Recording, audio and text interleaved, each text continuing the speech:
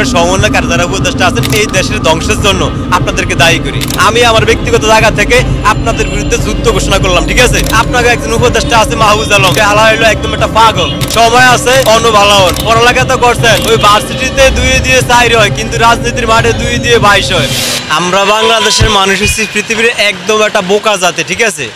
কোনটা স্বর্ণ আর কোনটা ছাই আমরা আইজও চিনি না। আমরা কোন জায়গায় কারো যে বসাইতে হইব এটা আইজও বুঝতাম পারি না। এইগুলো আমাকে মগজের সমস্যা। আপনার আপনি যদি করলা গাছ রুইয়া যদি আঙ্কুর ফলের আশা করেন তাহলে এটা অবশ্যই বোকামি। এই বোকামিটা আমরা বাংলাদেশের মানুষ স্বাভাবিকভাবে করছি। যেমন এই বাংলাদেশের মধ্যে একটা ভালো জায়গা, দেশের প্রথম জায়গা কিছু সমন্বয় কিছু পাগল উপদেষ্টা বসাইছি, এটা হচ্ছে আমগো চরম অন্যায়, ঠিক আছে? বর্তমানে দেখা গেছে যে কিছু দল নতুন করে ছাত্ররা সমন্বয়করা একটা রাজনীতিতে অভিষেক হইতে চায়, একটা দল গোছাতে চায় বা একটা সংগঠনের রাজা প্রধানমন্ত্রী হতে চায়, একটা দেশের নেতৃত্ব দিতে চায়। আসলে যে আন্দোলন নামে যেটা করছে এটা আসলে সাধারণ মানুষের একটা বোকামি করে মানুষের একটা ধোকা দিয়ে একটা চান্স নিয়ে তারা আসলে এই কাজটা করছে একদম ঠান্ডা মাথা, তারা প্রতিষ্ঠিত হওয়ার জন্য। এই ছাড়া আর কিছু না। আমাকে সাধারণ মানুষের 2 টাকার লাভও এই জায়গায় হয়নি। আমরা শুধু একটু বুঝতে দেরি করছি, ঠিক আছে? বর্তমানে যে অবস্থা দেশের, আমরা ভয়ে আছি দেশের দুর্ভিক্ষ লাগে কিনা, ঠিক আছে? দেশে পুলিশ যে হিসাবে নিউট্রাল ভূমিকা পালন করে ঠিকমতো ডিউটি পালন করে না, বা এই যে কূটনৈতিক সম্পর্ক নষ্ট, কলকারখানা বন্ধ হইতেছে, এই হিসাবে আমরা চিন্তা করি দেশের কি একটা ভবিষ্যৎ খারাপ, ওই চিন্তা আমরা করি। আর ছাত্র সমন্বয়করা আছে, এরা বাসর ঘরে নিয়ে আছে, ঠিক আছে? এরা খুব আরামে আছে। আপনার লটারিতে টাকা হইলে মানুষ যেমন খুশি, হেরা এরকম ভাবে আর আরামে আছে। নিয়মিত আপনার BMW, প্রাডো আর ওই রুলস রয়েল গাড়িতে চলাফেরা করে, ব্যবসাও অন্যরকম, ঠিক আছে? এগুলো সমন্বয়করা, তারা রাজনীতিতে অভিষেক হইতে চায়, রাজনীতি করবো তারা, এটা একদম স্বাভাবিক। কারণ বর্তমানে রাজনীতি সেই দেশের প্রধান অর্থকারী ফসল। আগে মানুষের তো ধান চাষ করতো, ফাট করতো, স্বাবলম্বী হইতো, ওরা খুব কষ্টে আছে, ঠিক আছে?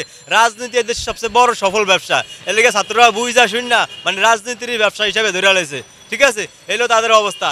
আপনি বহির্বিশ্বের দিকে ফলো করবেন, দেখবেন যারা সফটওয়্যার ইঞ্জিনিয়ার বা অ্যাপলের মতো বড় বড় কোম্পানির মালিক তারা প্রতিষ্ঠিত বা তারা লাইফ সেটেল। কিন্তু বাংলাদেশের লাইফ সেটেলটা একদম অন্যরকম। যদি ভালো একটি রাজনীতি করতে পারে এই লাইফ সেটেল, গাড়ি বাড়ি নারী কোনো কিছুরই অভাব হয় না, ঠিক আছে? আপনার পৃথিবীতে আপনি বড় বড় বিশ্ববিদ্যালয় আরও আছে না, ওইগুলোকে ফলো করেন।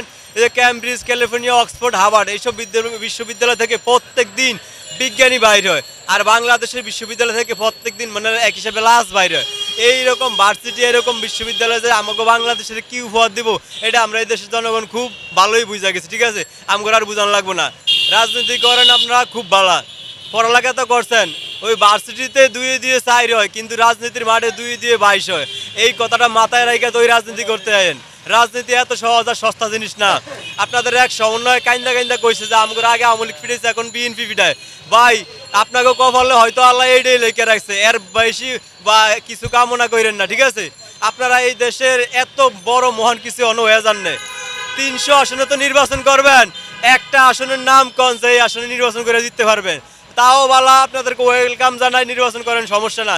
তবে আগে নির্বাচন কি এটা বোঝেন। আপনারা যে নিয়মিত একদিন এক একটা গাড়ি ব্যবহার করেন, এই টাকা পাইছেন কই? জব দেন। আপনারা এই যে একদিন একটা পোশাক পরেন, এত বাপসাপ, এই বাপসাপ এতদিন কই আছিল? এখন কি আপনারা আলাদিনের প্রদীপ পাইছেন না? কোনো খনিজ সম্পদের লাগে আপনাকে দেওয়া হয়েছে? এই রীতিমতো এই যে 1 দিন 2 দিন 4 দিন এত পরিবর্তন, এই পরিবর্তন হাওয়া করতে আপনাকে লাগছে। আপনারা তো আপনার দেশ চালাইবেন, দেশের কিছুই বোঝেন না। আপনারা এই যে গাড়িতে চড়েন আর বলেন যে আমাদের বড় ভাই গাড়ি দিছে। আরে ভাই, যেই বড় ভাই গাড়ি দিছে ওই বড় ভাই আপনাদের কাছ থেকে কিছু বিনিময় নিব, স্বার্থ ছাড়া এই দুনিয়া চলে না, ঠিক আছে? ওই বড় ভাইরে আপনি অবশ্যই কিছু না কিছু একটা দিবেন। কি দিবেন আপনি? আপনার ভাইয়ের কাইলে কিছু সম্পদ আছে, বাপের কিছু আছে, দাদার কিছু আছে, রাষ্ট্রের সম্পদ দিবেন, এই দেশের সম্পদ দিবেন, আমার সম্পদ দিবেন। এই দেশের সব মানুষের সম্পদ দিয়ে আপনি ফিরিতি করবেন, ফিতলা ফিরিতি করবেন। এইগুলো পাইছেন কই? সময় আছে অন্য ভালো হন। আপনাকে একজন উপদেষ্টা আছে মাহফুজ আলম, এরা অনেকে চকরিটিসকে হালা হইলো একদম একটা পাগল। ওই 7 সিস্টার সহকারে বাংলাদেশে আরো কিছু রাজ্য নিয়ে বাংলাদেশের মানচিত্র বড় করতে চায়, ওই রাশিয়ার মতো করতে চায়, কানাডা, অস্ট্রেলিয়া, আপনার ওই ব্রাজিলের মতো দেশ বড় করতে চায়।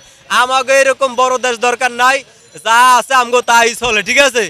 এই পাগল ছাগল এই জায়গা থেকে সরান, ঠিক আছে? আমরা এই আমাগো জায়গা থেকে আমরা এই দেশের ধ্বংসের জন্য আপনাদেরকে দায়ী করি।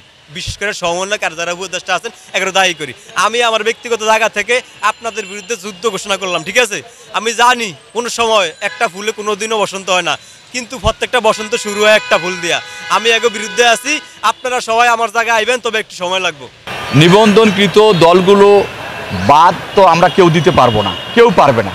হ্যাঁ, একটি ফ্যাসিস্ট সরকার ছিল, সেই সরকারটা পালিয়ে গেছে, তার বিচার হতে পারে, কিন্তু তার নিবন্ধন বাতিল, তার রাজনীতি নিষিদ্ধ, এগুলো কিন্তু আমরা সুনাগরিকেরা আশা করি না। আমি মনে করি এই দেশের আমি একজন সুনাগরিক, তাদের বিচার হবে, তাদের বিচার হতে পারে আইনের আওতায়, কিন্তু একটি দলকে বাতিল করে দেওয়া, বাতিলের পক্ষে আমরা কেউ না।